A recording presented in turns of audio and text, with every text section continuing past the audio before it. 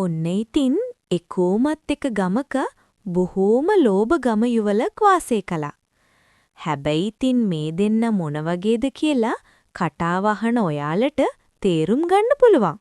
මේ ගමරාල වගේම ගම හාමිනෙත් වැඩට හරිම දක්ෂයි. ඒ නිසා එයාලගේ හේන බොහෝම සරුසාර වුණා. ගම ගෙදර කුරහන්, තල, මුං වලින් පිරීලා ගිහිලා තිබුණා. ඒත් ඉතින් කොයිතරම් දෙයක් තිබ්බත් මේ කිසිම දෙයක් කෑමට නම් ගත්තේ නෑ. උදේටත් හෙරලි කන මේ දෙන්නා හේනට යන්නෙත් දවල්ට ලොකු හෙරලි මුලකුත් බැඳගෙනයි. කළුවර බින් ගැහෙනකොට ආපහු ගෙදරට එන මේ දෙන්නට රැට කෑමට තිබුණෙත් හෙරලිම තමයි. බඩ කටපුරා හෙරලි කන්න පුරුදු වෙලා හිටපු ගමරාලගේ පිඟානි එන්නම හෙරලි අඩු වුණා.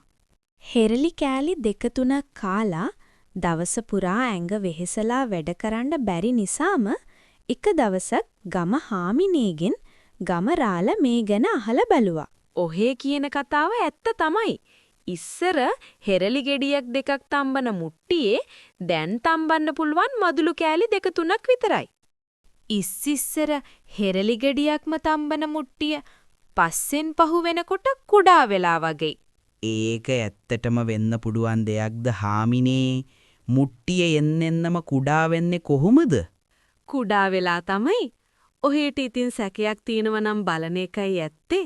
හැබෑවටම හාමිනේ හෙරලි මදුළු 2-3කට වෙඩියෙන් මුට්ටියට දාන්න බෑනෙවේ.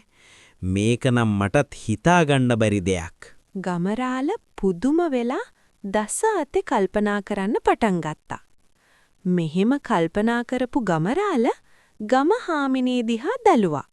මට නම් පේන්නේ හාමිනේ මේක බහිරව දෝෂයක්ද කොහෙද?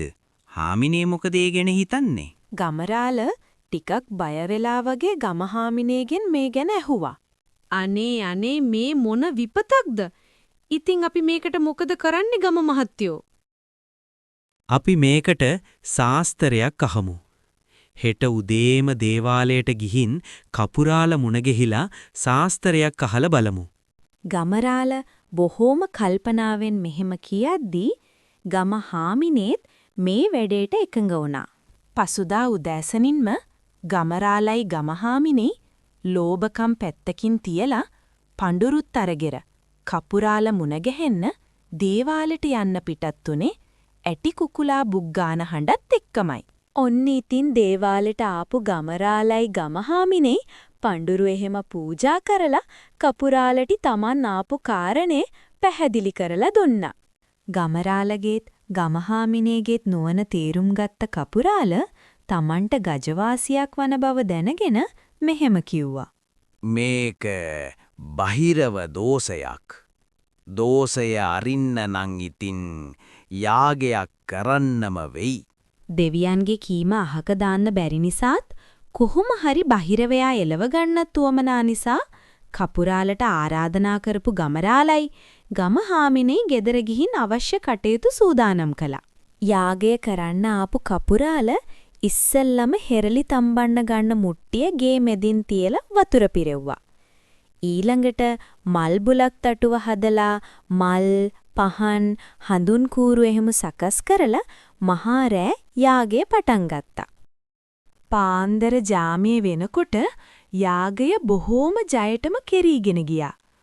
යාන්තම් ඉරේලිය වැටිගෙන එන වෙලාවේ ගම ගෙදර ගමරාලයි ගම හාමිනේ යාගය බලන් ආපු උදවියයි ඔක්කොම ගෙදරින් එලීට කරපු කපුරාල ඉස්සරහ දොර වහලා දැම්මා. ඊට පස්සේ කාටත් හොරා වතුර පුරවපු හෙරලි මුට්ටිය පිළිකන්න පැත්තට අරන් ගිහින් ඒක ඇතුළට පොල් එලි දාලා මුට්ටියේ පතුලේ බෙදිලා තිබුණු හෙරලි දංකුඩ රොස්ස ගලවලා කැලේට විසිකලා. ඉතින් ඊට පස්සේ ආයෙත් මුට්ටියේ ගේ මැදින් ගෙනත් තියපු කපුරාල එළියේ ඉන්න සියලු දෙනාටම ඇහෙන්න මහා හඩින් යාතිකා කරන්න පටන් ගත්තා. පල බහිරවයෝ මේ මුට්ටිය ඇතහැරලා සක්වල ගලට පල. ඉතින් මේ විදිහට යාගය අවසන් කරපු කපුරාල ඊට පස්සේ ඉස්සරහ දොර ඇරලා ගමරාලට කතා කළා. ඔන්න ගමරාලේ දැන් බහිරවයා මම 4 දිග්භාගෙන් එහට්ටම එලවලයි තියෙන්නේ. මුට්ටිය පරීක්ෂා කරලා බලන එක හොඳයි. දැන් ඒ කාලේ වගේම මුට්ටිය ලොකු වෙලා ඇති. හෙරලි ඉස්සර වගේම තම්බ ගන්න පුරුවන් වෙයි. ඉතින් කපුරාල මෙහෙම කිව්වහම සතුටු හිතුණු ගමරාල ගම්හාමිනේ දිහා බැලුවා. ගමහාමිනේ මුට්ටිය කුස්සියට අරන් ගිහින් හෙරලි පුරවල බැලුවා. හෙරලි ගෙඩි 2-3ක මදුළු මුට්ටියට පුරවන්න පුළුවන් වුණා. මේ ගැන කියන්න ගමහාමිනේ ඉක්මනින් ගමරාල ඉන්න තැනට ආවා. ඒක නෙවෙයි ගම ඇත්තෝ අපේ කපුරාල උන්නෙහි හැබෑම හපනෙක් තමයි. බහිරවයා පැනලා ගිහින් මුට්ටිය එදා තිබුණ වගේම ලොකුයි. හැබෑටම එහෙනම් අපි කපුරාලට හොදින් සලකන්න එපේ. මුට්ටියේ හිටමු බහිරවයත් එලවලාම දුන්නනි. ඔන්න ඉතින් ගමරාලත් ලෝභකම් අමතක කරලා කපුරාලට යහමින් පඳුරු එහෙම දීලා සතුටින් පිටත් කළා. යාගේ අවසන් කරලා කපුරාල පාන්දරම දේවාලයට යන්න පිටත් උනේ මේ දෙන්නගේ නුවණ ගැන යහමින් තේරුම් අරගෙන.